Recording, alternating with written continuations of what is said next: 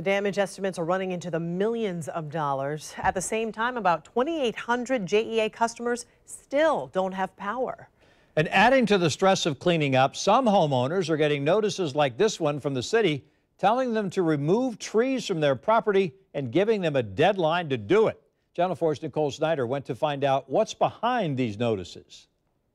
It's a familiar scene around town. Piles of debris, limbs down, and even trees going through homes. The city says it will take at least 30 days for crews to clean up, but it looks like everyone is not getting the same leniency. I was meeting the insurance adjuster, and when I arrived to the house, I noticed that I had a big yellow sticker on my garage door. Chris Becker, who spoke to us by phone, says on top of the overwhelming costs of cleanup, the city is now telling him he has 15 days to get this huge tree off his home, or there could possibly be a lien put against his property. I just got really irritated because I feel like their time would be better spent out helping people or doing something other than writing up citations. While at Becker's home, we saw a city code enforcement officer come by to survey the damage. The city says in this case, a neighbor filed a complaint.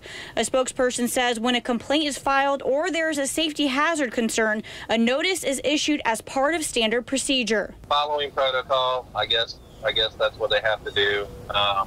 I just would imagine if somebody called in immediately after a hurricane to report a tree on somebody's house, that the city would not even send somebody out there. They would say something along the lines of, we just had a storm, so I'm not going to send my people out there.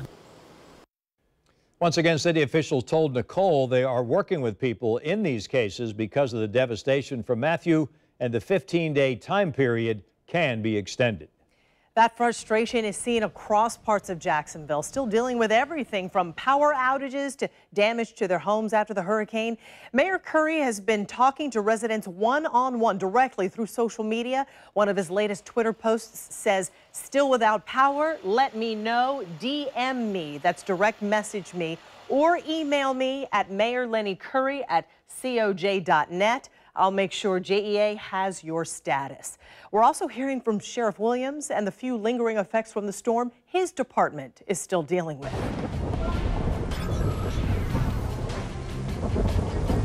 Where the power is still out, the Jacksonville Sheriff's Office is on alert, handling issues like traffic at intersections. That should be wrapping up by tomorrow, I hope. What will take a little longer, handling the loss caused by looters when residents evacuated. We're looking at that. I mean, we have, as you can imagine, we have burglaries every day anyway. So sometimes it's hard to put your finger on, is it storm related or not. In terms of series and patterns and trends of things, not major ones, so that's good.